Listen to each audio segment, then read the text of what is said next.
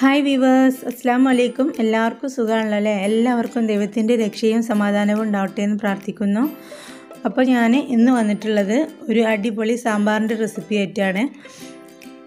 സാമ്പാർ പൊടി ഒന്നും ചേർക്കാതെയാണ് ഈ ഒരു സാമ്പാർ തയ്യാറാക്കിയിട്ടുള്ളത്. വളരെ പെട്ടെന്ന് നമ്മുടെ വീട്ടിലുള്ള കുറച്ച് ഇൻഗ്രീഡിയൻസ് വെച്ചിട്ട് തന്നെ നമുക്ക് ഈ സാമ്പാർ തയ്യാറാക്കിയെടുക്കാം.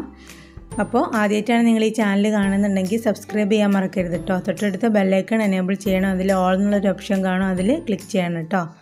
അപ്പോൾ സാമ്പാർ എങ്ങനെയാണ് തയ്യാറാക്കുന്നതെന്ന് നോക്കാം. അതിന് വേണ്ടിയിട്ട് ഞാൻ വിറകടുപ്പിലാണ് കേട്ടോ ഈ സാമ്പാർ തയ്യാറാക്കുന്നത്.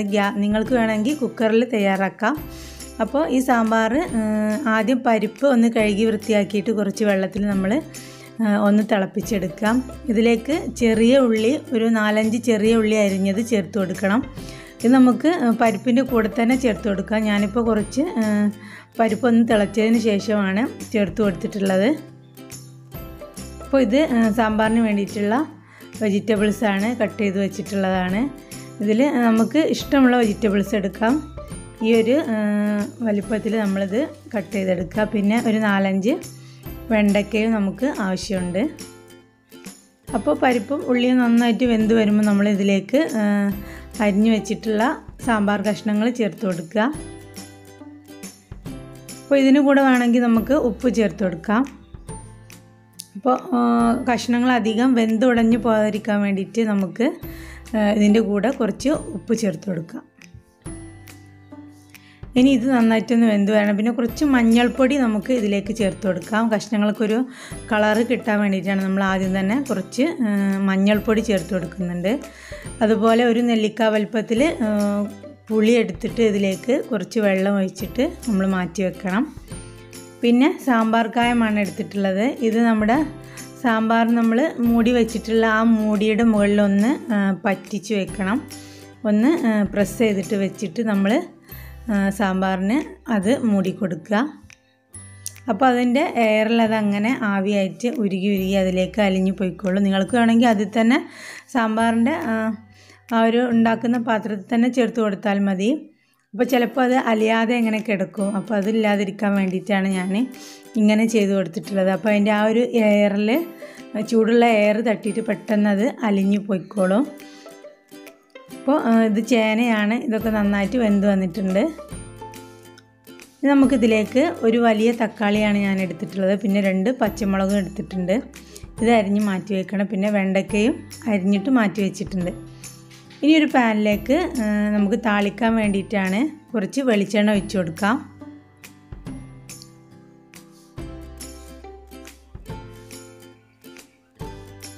ഇനി വെളിച്ചെണ്ണ ഒന്ന് ചൂടായി വരുമ്പോൾ ഇതിലേക്ക് നമുക്ക് കടുക് ചേർത്ത് കൊടുക്കാം.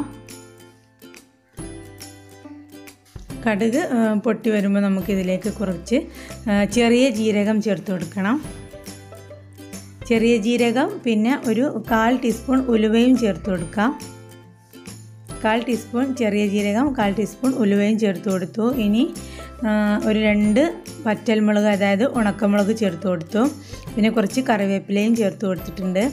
നമ്മൾ ഇതിലേക്കാണ് നമ്മുടെ പൊടികളൊക്കെ ചേർത്ത് കൊടുക്കുന്നത്. 1 ടീസ്പൂൺ മല്ലിപ്പൊടി ചേർത്ത് കൊടുത്തു. 1.5 ടീസ്പൂൺ മുളക് പൊടിയും ചേർത്ത് കൊടുത്തു. എന്നിട്ട് ഇതൊന്ന് ഈ ഒരു എണ്ണയിലൊന്ന് നമ്മൾ ജസ്റ്റ് ഒന്ന് ഫ്രൈ ചെയ്തെടുക്കുക. ഒന്ന് മിക്സ് ചെയ്ത് കൊടുത്താൽ മതി.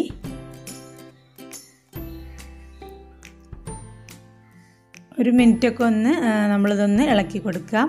അതിനുശേഷം നമ്മൾ മാറ്റി വെച്ചിട്ടുള്ള പുളി ഇതിലേക്ക് പിഴിഞ്ഞിട്ട് ഒഴിച്ചു കൊടുക്കണം.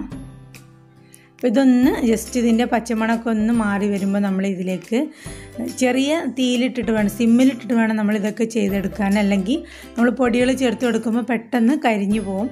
അപ്പോൾ അതിന് ശേഷം ഒന്ന് ഫ്രൈ ആയി പൊടികളൊക്കെ ഒന്ന് പച്ചമണമൊക്കെ മാറി വരുമ്പോൾ നമ്മളിതിലേക്ക് നമ്മൾ പിഴിഞ്ഞ് വെച്ചിട്ടുള്ള പുളി ചേർത്ത് കൊടുക്കാം.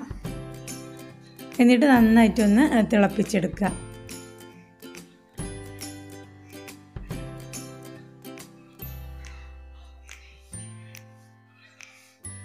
ഇത് പുളിവെള്ളം ഒഴിച്ചതിന് ശേഷം ജസ്റ്റ് ഒന്ന് തിളച്ച് വരണം.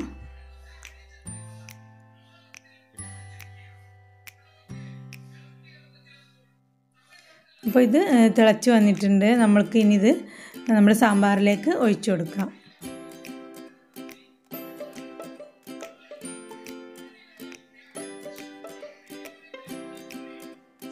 അപ്പോൾ ഇത് നല്ലപോലെ തിളച്ച് വന്നിട്ടുണ്ട്. ഇത് നമുക്ക് സാമ്പാറിലേക്ക് ഒഴിച്ചു കൊടുക്കാം.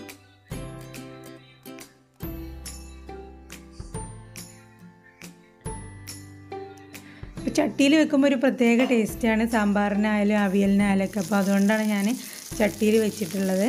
നിങ്ങൾക്ക് വേണമെങ്കിൽ കുക്കറിൽ ചെയ്തെടുക്കാം, ഒരു പ്രശ്നമില്ല. ഇതേപോലെ തന്നെ ചെയ്താൽ മതി. ഇനി സെയിം പാൻ തന്നെ ഒന്ന് നമ്മൾ വെച്ചിട്ട് അതിലേക്ക് 1 ടീസ്പൂൺ വെളിച്ചെണ്ണ ഒഴിച്ച് കൊടുത്തിട്ട് അതിലേക്ക് നമ്മൾ കട്ട് ചെയ്ത് വെച്ചിട്ടുള്ള വെണ്ടക്ക ഒന്ന് ഇട്ട് കൊടുക്കുക. അത് ജസ്റ്റ് ഒന്ന് ഫ്രൈ ആയി വരുമ്പോൾ അതിലേക്ക് 2 പച്ചമുളകും തക്കാളിയും നമ്മൾ കട്ട് ചെയ്ത് വെച്ചത് ചേർത്ത് കൊടുക്കുക. എന്നിട്ട് ഒന്ന് പെട്ടെന്നൊന്ന് വഴന്ന് കിട്ടാൻ വേണ്ടിയിട്ടൊന്ന് മൂടി വെക്കുക. അപ്പോൾ അത് നല്ലപോലെ ഒന്ന് വഴന്ന് വന്നിട്ടുണ്ട്. ഇനി ഇത് നമുക്ക് സാമ്പാറിലേക്ക് ചേർത്ത് കൊടുക്കാം.